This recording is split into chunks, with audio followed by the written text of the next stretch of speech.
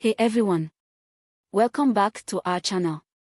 If you're new here, make sure to hit that subscribe button and turn on notifications so you never miss out on our latest stories. In the bustling city of Nairobi, Adam and his wife, Gloria, were eagerly preparing for the arrival of their first child. They lived in a comfortable apartment in Kilimani, a suburb known for its leafy streets and vibrant atmosphere.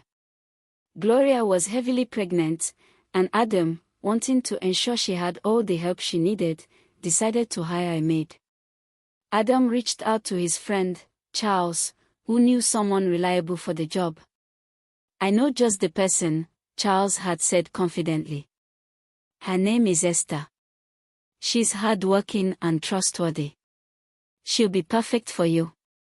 Esther, a young woman from the countryside, was excited yet nervous as she made her way to Nairobi.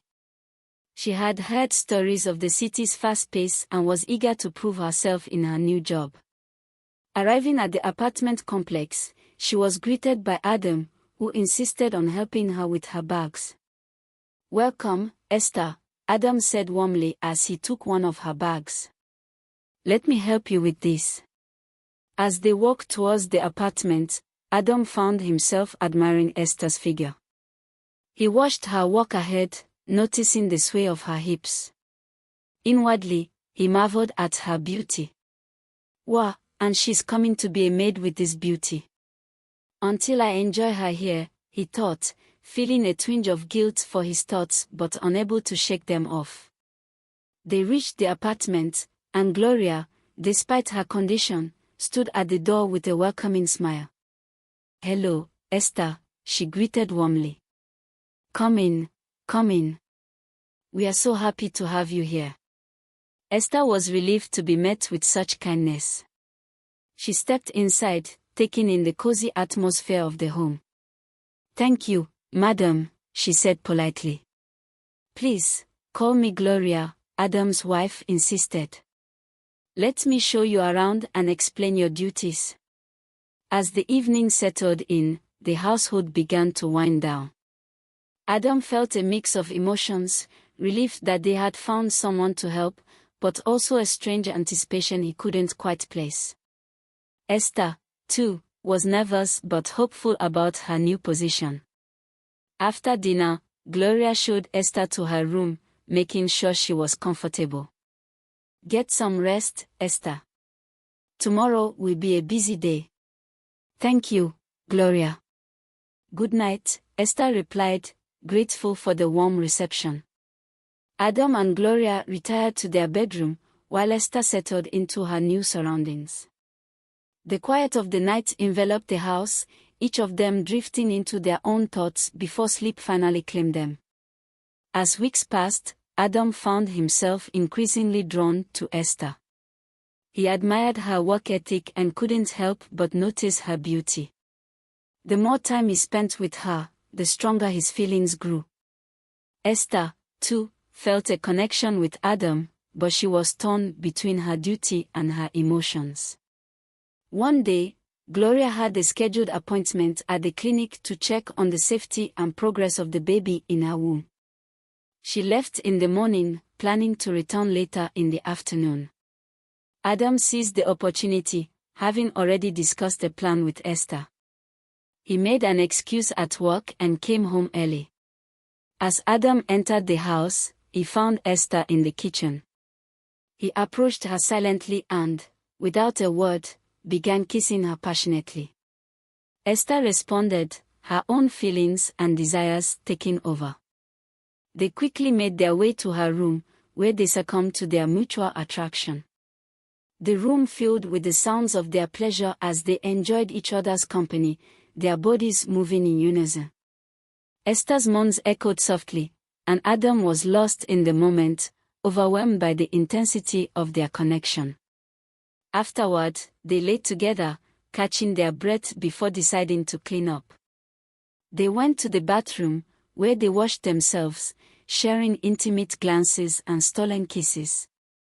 The water cascaded over them, washing away their sweat but not their guilt.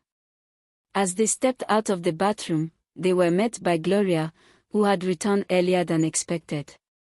Her face was serious, her eyes sharp with suspicion. She had sensed something was amiss. "Adam," Gloria said, her voice firm, "why are you home so early?" Adam stammered, trying to come up with a plausible explanation. I finished work early and thought I'd come home to help out," he mumbled, avoiding her gaze. Gloria wasn't satisfied with his answer. Her instincts told her there was more to the story, but she chose to hold her tongue for the moment. She watched Adam closely, her mind racing with doubts and questions. The atmosphere in the house grew tense, a silent acknowledgement of the unspoken truth hanging in the air.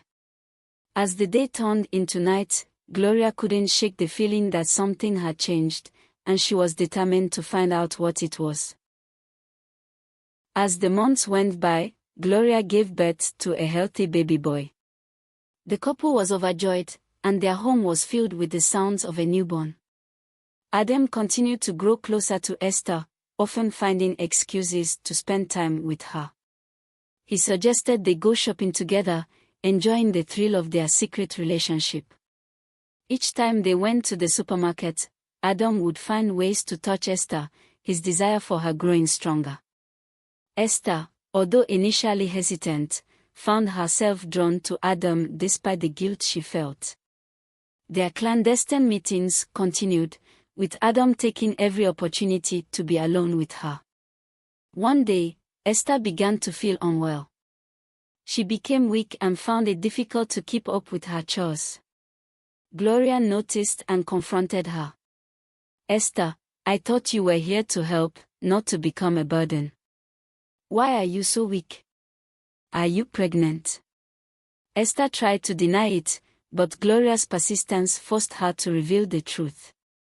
"Yes, madam, I am pregnant," Esther admitted, tears welling in her eyes. "Whose child is it?" Gloria demanded. "You've been here all this time, and I've never seen you with a boyfriend." Esther hesitated, but under Gloria's intense gaze, she broke down.